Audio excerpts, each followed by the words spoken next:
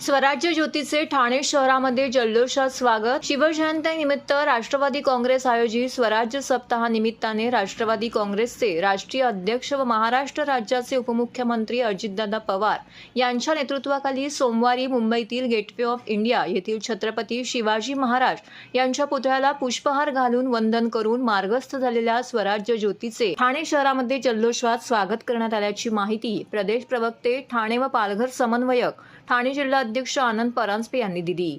19 February 2024 रोजी महाराष्ट्र राज्याचे आराध्य दैवत छत्रपती शिवाजी महाराज यांची जयंती संपूर्ण देशामध्ये मोठ्या उत्साहात साजरी होणार आहे. शिवजयंतीनिमित्त राष्ट्रवादी काँग्रेसचे राष्ट्रीय अध्यक्ष व महाराष्ट्र राज्याचे उपमुख्यमंत्री अजितदादा पवार, राष्ट्रीय कार्याध्यक्ष खासदार प्रफुल्लभाई पटेल, प्रांताध्यक्ष खासदार सुनील तटकरे यांच्या नेतृत्वाखाली राष्ट्रवादी काँग्रेस पार्टीच्या वतीने 22 फेब्रुवारी 2024 ते 18 फेब्रुवारी 2024 या कालावधीमध्ये स्वराज्य सप्ताहाचं आयोजन करण्यात आलं आहे. सोमवारी 12 फेब्रुवारी रोजी राष्ट्रवादी काँग्रेसचे राष्ट्रीय अध्यक्ष व महाराष्ट्र राज्याचे उपमुख्यमंत्री अजित पवार यांच्या नेतृत्वाखाली गेटवे ऑफ इंडिया येथील छत्रपती शिवाजी महाराज यांच्या पुतळ्याला पुष्पहार घालून वंदन करून स्वराज्य ज्योत आणि स्वराज्य पताका मार्गस्थ झाली. या स्वराज्य ज्योतीचं ठाण्यामध्ये आनंदनगर जकातनाका येथे राष्ट्रवादी काँग्रेसकडून जल्लोषात स्वागत करण्यात आले.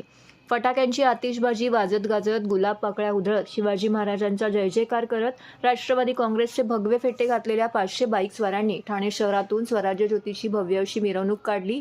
ही स्वराज्य ज्योत आणि स्वराज्य पताका आनंदनगर जकातनाका ते तीनहात नाका येथून नितीन कंपनी ते अल्मेडा रोड, गजानन महाराज चौक येथून तलावपाली येथील छत्रपती शिवाजी महाराज यांच्या पुतळ्याला पुष्पहार अर्पण करून टेंभी नाका ते सिव्हिल हॉस्पिटल, सेंट्रल मैदान, कळवा नाका येथील छत्रपती शिवाजी महाराज यांच्या पुतळ्याला पुष्पहार अर्पण करून वंदन करून ती कळवा रेती बंदर येथून प्रवास करत कल्याणच्या दिशेने मार्गस्थ झाली. यावेळी राष्ट्रवादी काँग्रेसचे पदाधिकारी मोठ्या संख्येने उपस्थित होते.